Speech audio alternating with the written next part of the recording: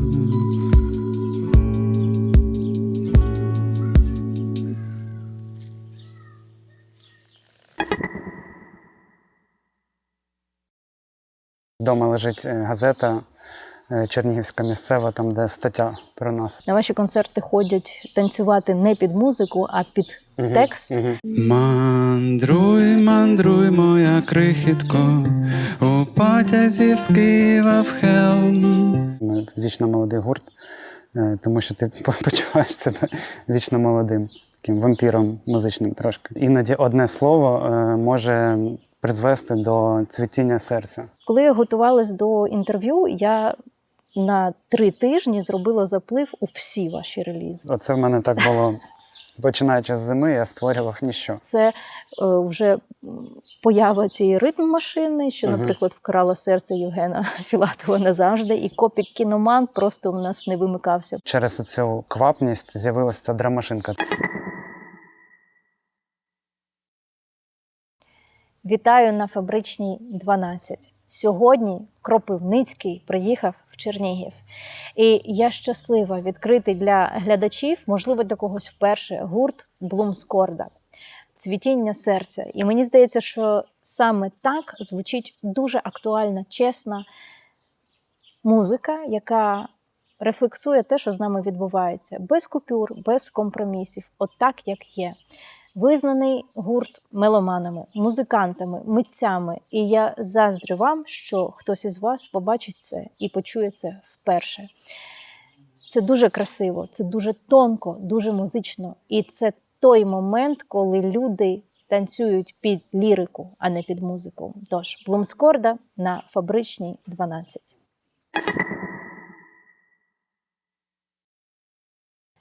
Вітаю. Привіт. Дуже рада, що ви доїхали. Дуже рада, що Кропивницький їде в Чернігів. Дякую, що Правильно? запросили. Так, правильно. Мені дідусь колись розповідав, що якщо копнути десь глибоко в коріння нашої сім'ї з його лінії, то десь з Чернігова походить. Так. Це супер. Тому майже як на рідну землю приїхав. Це дуже класно. Насправді, кому я зі знайомих не казала, що ми знімаємо Блумскорду, всі, хто в темі, такі: вау, та ладно, серйозно? Та це ж мій улюблений гурт. І причому це від дуже різних людей. Наприклад, Віра Ібрямова-Сиворакша, яка тут традиційні чернігівські співи викладає, вона сказала, що серйозно, Блумскорда – це ж мій улюблений гурт. І я її запросила, але вона реально засоромилась, тому що вона конкретно як фанатіє. І мене це дуже тішить. Приємно. Ви дуже вирізняєтесь із всіх гостей, яких ми запрошували, тому що все одно були якісь гурти, митці, артисти, які з етнічною складовою співпрацюють в тій чи іншій царині. Це або Джамала з кримським пластом культури, або Пиріг і Батіг, хоч це не етнічна складова чиста, але це все одно поезія, її переосмислення. Альона навіть також, наче не про оцю складову автентичну, але вона якась така народна культура, напевно, так, і взаємодія з цим. Щодо вас, щодо твоєї творчості, мені здається, що це взаємодія з контекстом подій дуже чесним, дуже відкритим, без купюр, без компромісів. І мені здається, що саме це дуже підкупає людей, слухачів, глядачів. І я от зустріла таку класну фразу, що на ваші концерти ходять танцювати не під музику, а під текст. І мені здається, що це дуже красиво звучить і дуже відображає сенс, і дуже відображає весь контекст вашої творчості, тому що так чесно казати про те, що з нами відбувається, не може не залишити байдужими людей. Клас, дякую. Дуже приємно. Дуже приємно, що запросили. Ви вперше в Чернігові? Ні, вдруге. Ми колись їздили з концертом, здається, в 2017 році. Ось грали в Зеленому театрі. І при нас тоді ще навіть у мене десь вдома лежить газета чернігівська місцева, там де стаття про нас з згадкою про цей концерт. Це дуже мило. Питання таке. Гурту доволі багато років. 14, 12? З 14-го року десь. До речі, тобто із року заснування і першого альбому «Онуки», так що ми десь побратими. Але є відчуття і таке, що ви вічно молодий гурт. Є таке поняття. З одного боку, це супер класно, тому що молоде покоління завжди вибирає щось нове, щось молоде. І це приємний комплімент. Але з іншого боку, тобі це резонує? Я якось не сильно про це рефлексую. Мабуть, це навіть іноді часто більш приємно, що ми вічно молодий гурт, тому що ти почуваєш себе вічно молодим, таким вампіром музичним трошки. Це класне формулювання. Я знаю, що Блумскорда – це, по-перше, розкажи про назву. Я знаю походження цієї назви, але воно доволі непросте, доволі непросте для запам'ятовування і означає дуже класну штуку. Розкажи. Блумскорда, якщо грубо перекласти, означає «квіти серця». Тобто це така гібридна назва. Блумс – це з романо-германської мовної групи, цвітіння, квітнення, квіти, корда з латини «серце». Ось, і нещодавно я згадав, звідки я взагалі швидше за все взяв цю назву. В мене в коли мені було 15 років, була настільна книга така, називається «Хага Куре». Угу. Це японський самурай Ямамото Цунетомо, який написав такий якби звіт настанов і правил для самураїв. І там в нього був такий пасаж про те, що самурай завжди має дуже щільно добирати слова, які він говорить. Тому що навіть іноді одне слово може призвести до цвітіння серця, до квіток серця. І, мабуть, якось звідти, я так підозрюю, що я звідти це взяв. Це класно, вважаючи і особливо звертаючи увагу на те, що ти поет повноцінний, бо в тебе не тільки лірика для своїх пісень, але окремо ще є поезія, яка конкретно людьми дуже сприймається, і це окрема царина. Я думаю, що підбирати слова і мати за кожним словом велику відповідальність, яка може призвести до цвітіння серця, це дуже важливо. Так, є таке, але зазвичай окремо якось в мене вірші і музика, тобто пісні, якось в мене завжди окремо йдуть. Буквально 2 треки є в мене, де спочатку був вірш якийсь, і тоді я поклав його на музику.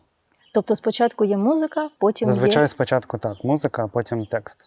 А коли я пишу вірші, то це як якась окрема в мене які не окремий лягають творчий процес. на музику. Так. Це вірші і все. Так. Я зрозуміла.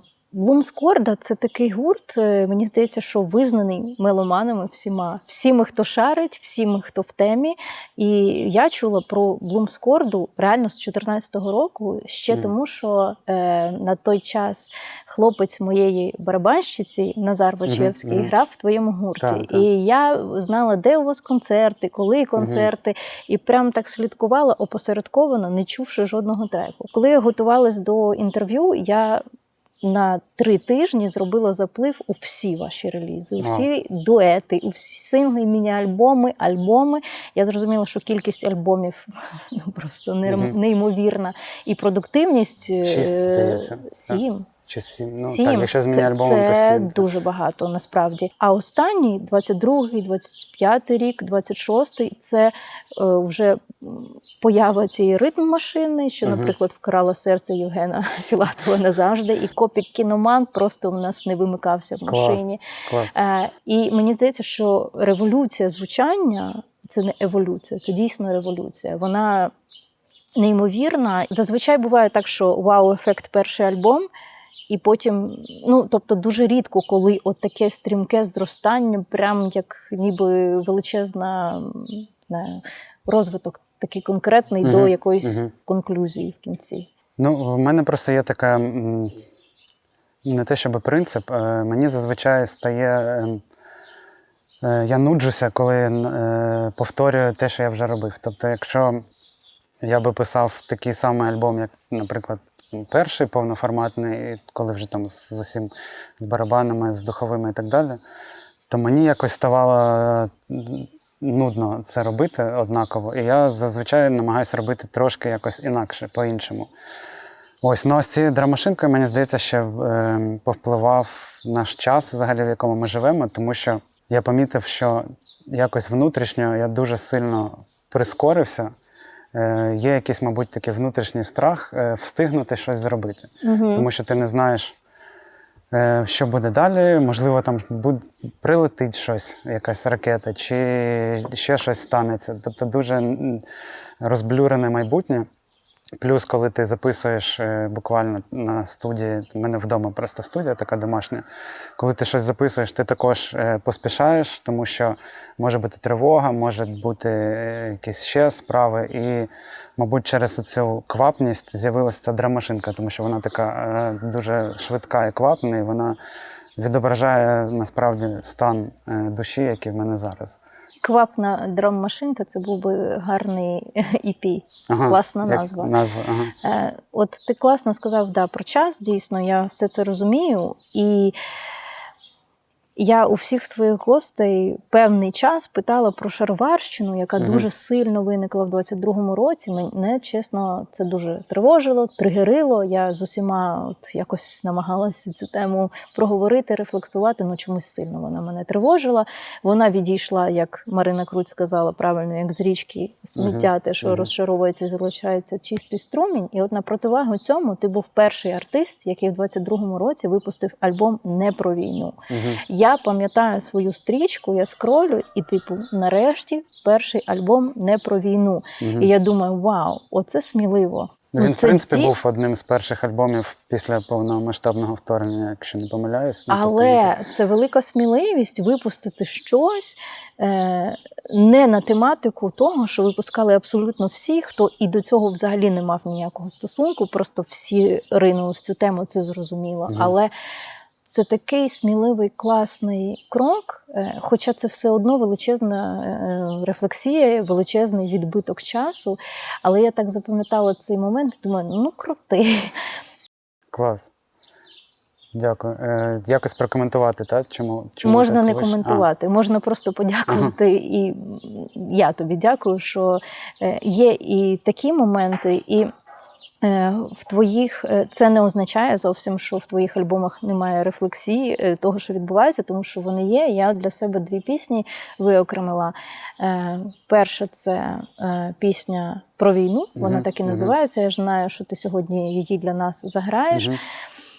Знаєш, що мене особливо дуже тішить? Що в нашій сучасній культурі війна, яка проживається митцями, не десь ефемерно, белетристично, а конкретно в укриттях, в тейках між тривогами в студії, про те, що ти казав, як ми тут писали деякі вокали, просто чекаючи, поки від тривога, і нарешті ми зможемо дабл записати.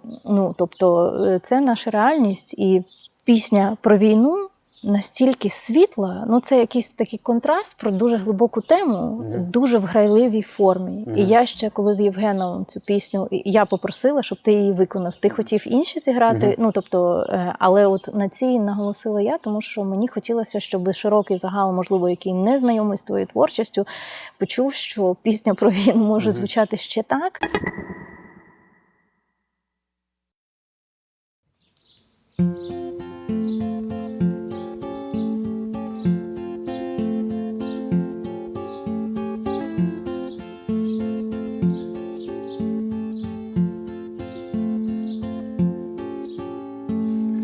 Співай, співай, моя пташечко, нехай твоя пісня луна квітучими літніми ранками, та не забувай, що війна. Радій, радій, моє серденько, щодня, як виходиш зі сну, навколо ще стільки прекрасного, та не забувай про війну.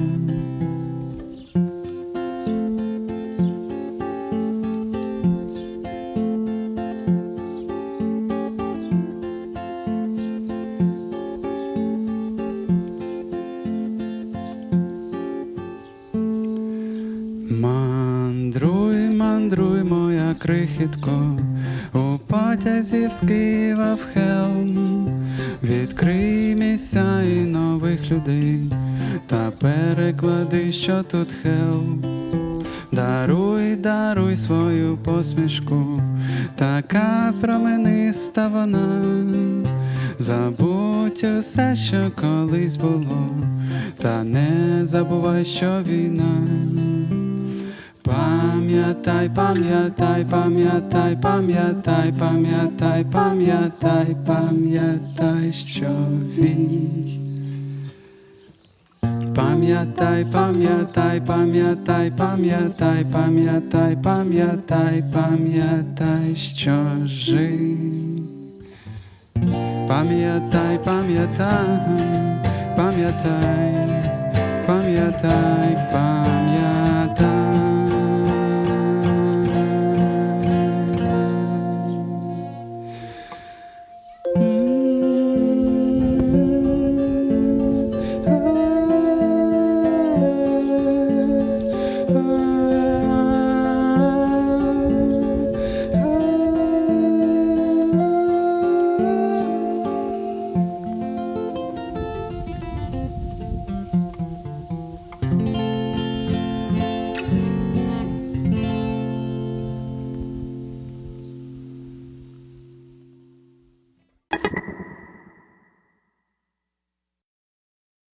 І я пам'ятаю з дитинства, що в музичній школі було таке типу правило: сумну пісню співай весело, веселу пісню співай сумно. І от від того буде успіх, типу, така от формула контрасту.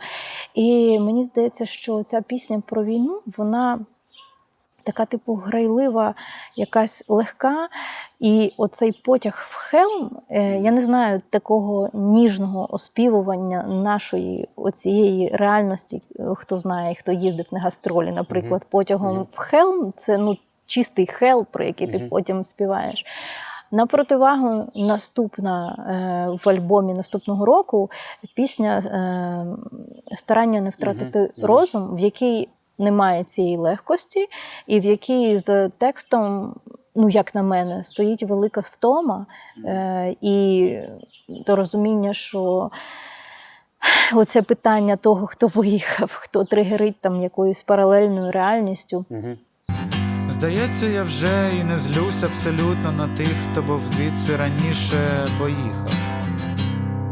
Мало хто з артистів, якщо чесно, наважується про це так прямо співати, і, напевно, тому це так резонує просто людям, які приходять танцювати під текст. Як думаєш, або ти вже знаєш, от рефлексія того, що з нами відбувається, в якій пісні буде і якою наступно продовженням от цієї історії, яка з нами трапляється? Яка пісня залишиться? Ні, яка буде видана наступною, або, можливо, вона вже записана. Тобто, питання в тому, як передбачаєш, що буде далі з нами, і, як зміниться твій настрій, враховуючи той досвід, що ми проживаємо. Мені отак важко спрогнозувати, що буде далі, які будуть наступні пісні, тому що я довгий час, в мене взагалі був, мабуть, починаючи з зими, я не написав майже жодної нової пісні. Буквально 2 дні тому я написав нову пісню, вперше за цей довгий період. Тому мені важко так спрогнозувати, як воно буде. Тобто іноді бувають такі хвилі, коли ти взагалі не пишеш пісні, тому що тобі просто не хочеться говорити. Тобто ти, в принципі, тобі не хочеться говорити ні з друзями, там, коли ви бачитесь, ні з якимись іншими ще людьми. І так само в піснях. Був якийсь такий період, який, як я колись читав про Клода Дебюссі, здається, що в нього теж був такий період, коли він не міг довгий час написати нову композицію. До нього прийшов друг і сказав, що ти робив весь цей час. І він сказав, я створював ніщо. Весь цей час я створював ніщо. Оце в мене так було, починаючи з зими, я створював ніщо. Тому важко сказати, що буде далі. Я хочу вірити, що буде якось все на краще, і, можливо, підуть якісь життєстверні, можливо, пісні. А от твоє відчуття того, що комусь там ще гірше, воно зараз змінилося? От той відбиток в пісні «Старання не втратити розум». Зараз ти відчуваєш себе так само? Так чи само, повідчував, десь так є само. хоча б якась надія? Поки що так само. Поки що так само. Але в мене є таке як захоплення. Воно мене просто трошки заземляє, коли мені якось тривожно стає. І я на цей час, то я читаю книжки про Бітлз або про період 60-х років. І я якось рефлексував, що частково, можливо, це пов'язано з тим, що вони були якраз покоління поствоєнне. Там Пол Маккартні, Джон Леннон, вони народились прямо під час Другої світової війни. І оцей період 60-х років, це якраз коли світ, зокрема там, Велика Британія, війна пройшла, вони оговтались за якісь там 10-15 років, і почався ось цей такий яскравий сплеск творчості. І дуже багато тоді навіть почали відкривати саме такі арт-школи, арт-скул. Тобто Джон Леннон навчався в арт-коледжі, Кіт Річардс, гітарист Rolling Stones, навчався в арт-коледжі. Тобто в них, мабуть, було вже тоді оце розуміння, що культура дуже важлива, що дуже важливо після війни, і загалом, мабуть, розвивати мистецтво. І тому мене дуже підкупає читати ось про цей період, коли був такий яскравий сплеск чогось нового, якась така нова надія і радість. І я дуже сильно сподіваюся, що нас так само очікує те ж саме.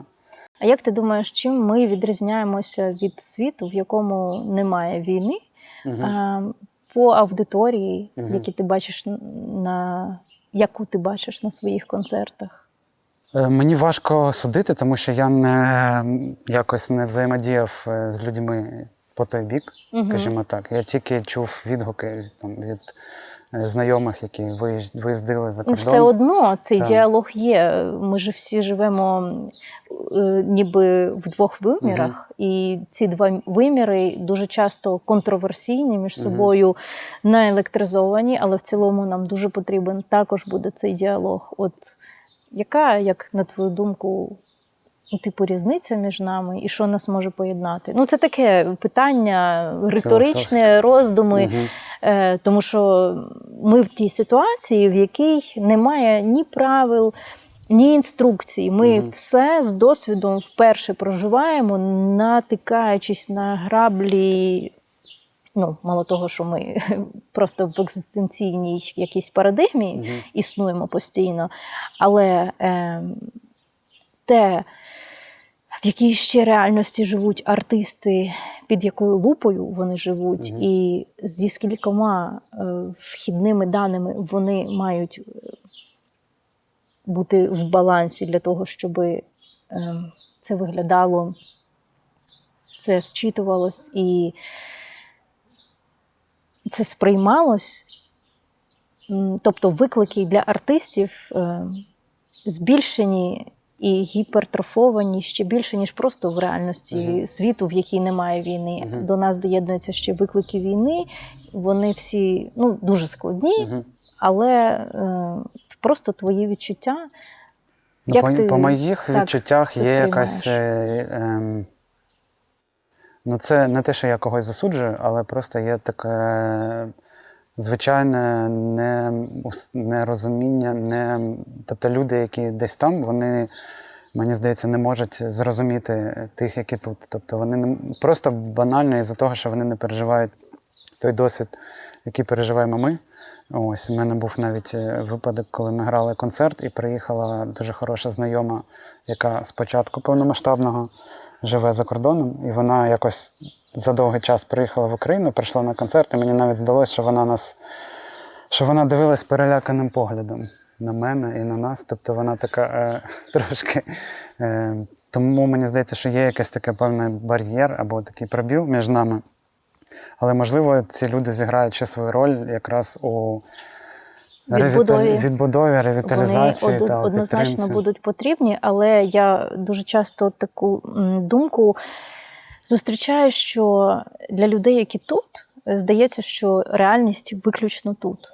І коли ти виїжджаєш, наприклад, як ми за кордон, і там немає тривог, я сприймаю, наприклад, ту реальність як симулякр, як якусь копію неіснуючої реальності і розумію, мене поверніть, будь ласка, там, де тривоги, там, де вибухи, тому що я зараз в якійсь паралельній, абсолютно в іншому вимірі, який, пластиліновий, не знаю, картонний, як завгодно можна про це казати. Мені дуже зрезонувала твоя думка, що коли щось пишеш, втрачаєш себе.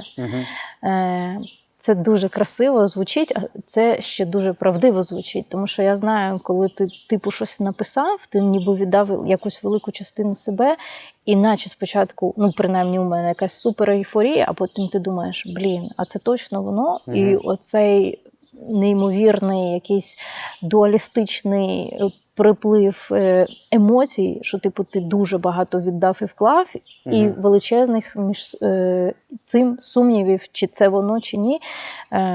Як ти оцінюєш і як ти віддаєш самоцензурі все, що ти написав? Ти видаєш все, що ти написав, чи відбувається так, що ти даєш там фокус-групі найближчій? Як це відбувається? Як правило, у мене є якась твоя така внутрішня самоцензура. Раніше бувало таке, що я прям видавав все, що я написав, а ось з останнім альбомом у мене була така схема, що я пишу більше пісень, ніж треба, а потім вже з них буду обирати ті пісні, які увійдуть в альбом, які не увійдуть. І це насправді мені теж дуже сподобалось, тому що в тебе є якийсь рендж, в якому ти можеш порівняти, яка пісня, не знаю, пасує цьому альбому, цьому настрою, цій концепції, яка не пасує. Ось, і, як правило, я сам спочатку цензурую, і вже в останню чергу, коли майже готові вже пісні або альбом, тоді я тільки ставлю послухати комусь там, чи дружині, чи близьким друзям. І то, кому це, я вважаю, що може бути цікавим.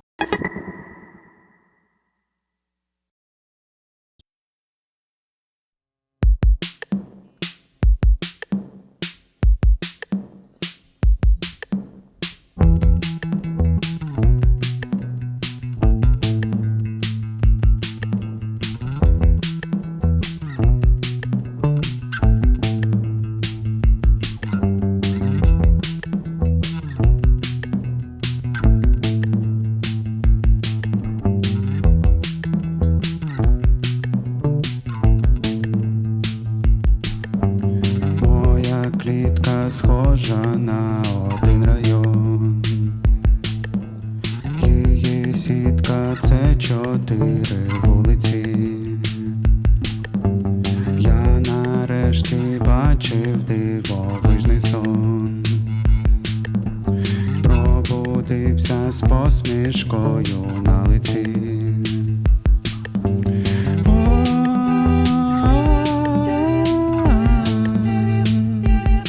Я придумав для себе нову гру, що як просто до спогадів старих додавати дрібку спогадів нових. Туга за минулим, наче білий шум. Спогади накочуються звідусі. Спогади про радість викликають сум. Спогади про біль лиш повертають біль.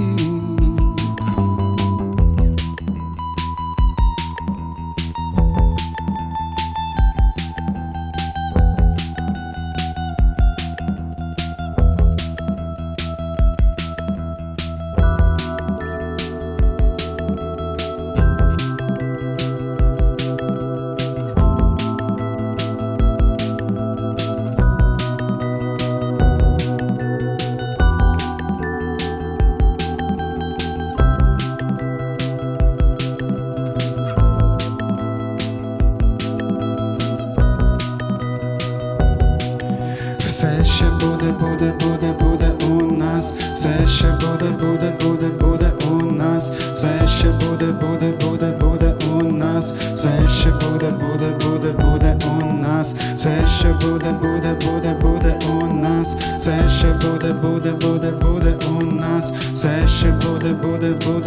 у нас. Все ще буде, буде, буде, буде у нас. Все ще буде, буде, буде, буде у нас. Все ще буде, буде, буде, буде у нас.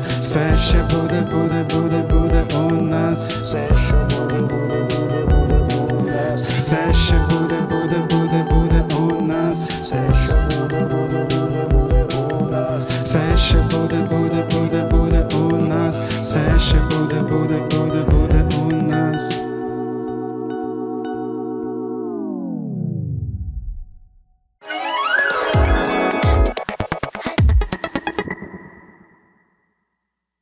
Я сприймаю ще музику через призму сприйняття її Євгеном Філатовим. І от скажу, що він уже дуже багато говорив про те, що він ваш фанат і долучився там в певному етапі також до взаємодії з тобою. І те, що, наприклад, його найбільше за все надихає, що ти створив свій власний мікровсесвіт, який складається там, типу, от не тільки музика, звучання, запис, текст, звісно, але ще й всі малюнки, логотипи. Тобто це закритий мікровсесвіт, який дуже цілісний і під ключ зроблений тобою. І навіть відео ваші – це все одно створені певним чином, сімейним підрядом, я так розумію, закритий, ну як у нас, типу, з Євгеном там пісні пишуться під ключ, то у вас повністю все закривається. Як взагалі ну, я розумію, що це дуже круто і класно, коли ти за все відповідаєш сам. Чи відкритий ти до того, що колись хтось долучиться до створення цього мікровсесвіту і чимось повпливає на нього? А чи так воно і відбуватиметься, типу, закритим повністю тобою? Я думаю, що відкритий. Насправді цікаво якось спробувати, щоб хтось інший долучився. Просто треба, щоб був вдалий момент і вдала людина. Загалом мені цікаво було б спробувати. Якраз через те, що я зазвичай намагаюся трошки робити інакше, то чому б не спробувати якось, щоб хтось попливав на цей звук, і на те, що я роблю, і взяв на себе трошки цей ось контроль, як це має звучати, як має виглядати. Ну, ти б готовий був співпрацювати з якимось саунд-продюсером, взагалі окремим, якому б ти долучив відповідальність за звучання? Ну, для людини, яка повністю від початку до кінця закриває всі нюанси, мені здається, що це дуже такий сміливий крок. Ну, це як мінімум цікаво. Цікаво було б спробувати. Якщо це якийсь саунд-продюсер, якого я люблю, якому я довіряю, то чому б ні? Це чисто для себе цікавість. Ще дивлячись і на музику, і дивлячись всі твої інтерв'ю, я розумію, що ти більш інтровертна особистість, і це помітно. І є думка, що більшість в світі з людей – це інтроверти, які косять під екстравертів, тому що в масовій культурі прийнято бути екстравертами. І що дуже часто люди, які є чисто інтровертами, із себе це грають, а потім йдуть там, закриваються в машині, і от це якось доводять до балансу, щоб прийти в якусь норму. Як бути інтровертом на сцені? Насправді, це запитання мені ставили, просто разів 20-30, напевно, за життя, тому що я також доволі інтровертна людина, і від початку на перших наших концертах я навіть не могла не то, що там привітатися або щось сказати. Я музикантів не могла представити. І в перші сольні концерти онуки у мене був записаний відео-арт, в якому я там якісь есе читала між піснями, і багато хто читав це як концепт, але насправді я просто вимовити фізично не могла зі сцени жодного речення. Але зараз якась така відбулася трансформація, що я від цього кайфую. Як от тобі бути, і є ще думка, що ви, музика для інтровертів, і мені здається, багато кому саме через це вона також резонує. Як це бути інтроверту? Я знаю, як бути інтроверту з мого боку, як з твого боку бути на сцені. В мене схожі відчуття, особливо ось перші роки існування гурту. У нас був такий внутрішній мем, не мем, а так постійно відбувалося, що мені теж на сцені між піснями дуже мало я говорив. І часто бувало, що драмер позаду щось мене гукав. Постійно я обертався, він каже: Даня, може скажеш щось? Скажи щось народу. Ось, і він мене постійно підколював, щоб я хоч щось сказав. Бували потім якісь концерти, коли я трошки перебирав з алкоголем, і я щось прямо багато говорив між піснями. І люди мені потім казали: вау, ви так багато говорили, це так класно. Зараз трошки якось вільніше почуваєшся, я якось про це менше думаю. Відпускаєш? Відпускаю, так. По-перше, я розумію, що на концерт приходять не лише екстраверти, а такі ж самі люди, як я. І іноді треба бути просто собою, і ці люди відчувають, коли ти просто такий, як є, і вони теж схожі на тебе, і тому їм ок, і чому б тобі має бути якось ніяково. Тому останнім часом я намагаюся якось розслабитись. Ну і плюс на сцені ти трошки змінюєшся, ти трошки не та людина, яка ти в житті. Тобто, коли ти виходиш, ти не контролюючи себе, ти можеш поводитись інакше, ніж хтось звик. Я, до речі, дуже люблю, був такий Еліот Сміт, американський музикант, який часто теж з акустичною гітарою просто сидів, і він був прям супер, теж такий зажатий, замкнений в собі. І нещодавно хтось виклав там ледве не останній його концерт, де він грав в якомусь такому великому доволі залі з гітарою. Як завжди, він отак сидів, просто не розмовляв. І там прямо чутно, де між піснями хтось із залу кричить: «Grow your backbone, dude». Типу, вирости собі хребет, чувак. Угу. Ось. І це було прям дуже боляче цей момент спостерігати. І там в коментарях Рознесли цю Та, людину. там коментарів, яких найбільше лайків, це якраз ті люди, які пишуть, цікаво, де зараз той чувак, який оце кричав. Йому, та. 100%. І зараз Елліот Сміт, це було тоді, зараз він вже така як легенда, і ніхто не дорікає за його інтровертність, і навпаки вважають його як таким культовим музикантом. Є така думка, вірніше, я інколи, коли запрошую гостей, я питаю у чата GPT, типу, в 2 реченнях, це, до речі, інколи дуже такі, навіть про себе можна дізнатися, цікаві думки. От я штрикнулась на думку, що Блумскорда – це саундтрек рейтерської. Ти чув таку думку про себе? Ну, може, десь щось схоже чув, про Поділ я щось колись чув, але... Ну, для тих, хто не в темі, Рейтерська – це така тусовочна вулиця, дуже історична в центрі Києва, на якій відбувається багато таких мистецьких ініціатив. Вона прогресивна, скажімо так. При тому, що ти з Кропивницького. Як тобі оцей лейбл, що ви, типу, молодий, але ми з цим вже розібрались, але київський гурт, чи ти відчуваєш, що ви маєте якусь таку певну популярність і відповідальність і вплив саме в київській тусовці? Чи не заважає тобі це масштабуватись по Україні в цілому і за межами? Я одразу скажу, що я рідко буваю на рейтерській. Але це, мабуть, приємно, тому що дійсно, як ти сказала, що рейтерську вважають таким суперпрогресивним центром. Так. Модників і якихось прогресивної молоді. Тому мені навпаки, мабуть, приємно це почути, що нас асоціюють. Тобто ми, значить, не такі заскорузлі і намагаємось робити щось свіже, нове, що зачіпає людей з цього вузького кола. Але я сподіваюся, що це якось буде теж долинати до інших людей, які не прив'язані як до рейтерської чи до Києва. Сподіваюся, що якось так буде.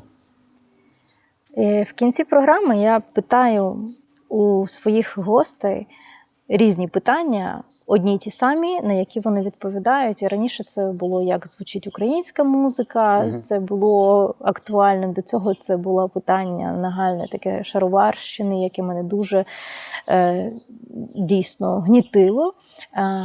Зараз я питаю в 2-3 реченнях, можливо, одним словом. Як ти думаєш, який меседж від України, від української спільноти, від українського музиканта ми можемо донести світові, Європі, людині поза межами нашої реальності, людиною поза нормою? Як думаєш, що ми можемо дати, що ми можемо передати, запобігти, як завгодно в будь-якій формі? Не знаю, хотілося б, мабуть, просто сказати, щоб ці люди не забували про нас. По-перше, мабуть, хотілося б все ж таки подякувати їм, тому що часто буває, що критикують там, європейців за якусь байдужість, але насправді вони дуже багато нам допомагають. Тому, по-перше, хотілося б просто сказати банально дякую. Ось. А по-друге, мабуть, сказати, щоб про нас не забували, що відчувається така трошки вже втома і те, що люди іноді втрачають з поля зору, те, що тут насправді щодня відбуваються якісь воєнні дії, гинуть люди, обстріли, і щоб просто вони усвідомлювали, що це ось тут, практично в Європі, в центрі Європи відбувається, і про це не забували, думали і всіляко якось підтримували. І згадували про це серед різних кіл своїх людей. Ти не забуваєш, що війна, так? Так, так. Рядком. Ти знаєш, що ми навіть в своєму місті інколи пропускаємо обстріли. Насправді, вчора був приліт в Чернігові, ми тільки з новин про це дізнались, хоча були відносно поряд. Так само в Києві можна заснути тупо наглухо, прокинутись і побачити, що місто конкретно в вогні. Вже така звичка, так. Тому про Європу, яка віддаленіша, ніж ми, все ж таки від самих себе, треба нагадувати, я так думаю. Я дуже вдячна, що ви приїхали. Я дуже вдячна, що ви подарували Чернігову свій візит, тому що дуже приємно, що Рейтерська і що Кропивницький приїхали в Чернігів. Мені здається, що ваша музика – це такий відбиток часу без компромісів. Принаймні, я Дякую. її так сприймаю. Вона настільки чесна, вона настільки не заграє з якимись такими високими формами подачі. Від цього музикальність не зменшується. Я маю на увазі, немає якихось таких суперепітетів оцієї романтизації, як є. А як є, інколи сказати красиво дуже складно, тому що наша реальність, на жаль, дуже часто некрасива. І дякую тобі за те, що ти нашу оцю некрасиву в багатьох її проявах реальність робиш настільки музичною і відкриваєш цвітіння сердець.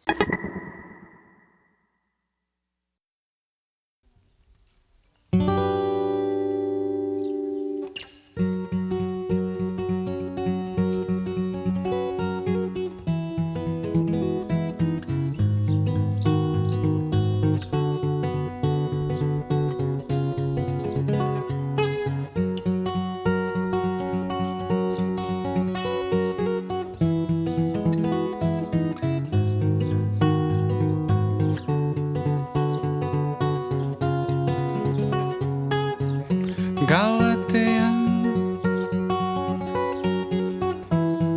Я сьогодні втрапив випадково на поділ. Галатея. Ввечері будинки схожі кольором на Ніл. Галатея. Я немов турист, який не спланував маршрут. Галатея. Муракамі плюс Камю і плюс Курт Вонегут.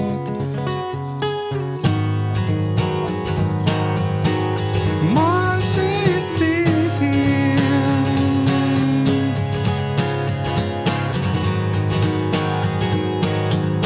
захочеш піти зі мною. Галатея. Коли ми востаннє говорили про дурне. Галатея. Всі мої бажання зараз сходяться в одне. Галатея. Я немов уперше там, де був стільки разів. Галатея. Магде Марко плюс Отерно плюс Кокорозі.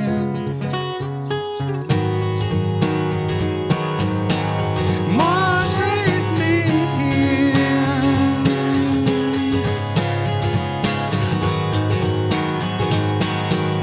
захочеш піти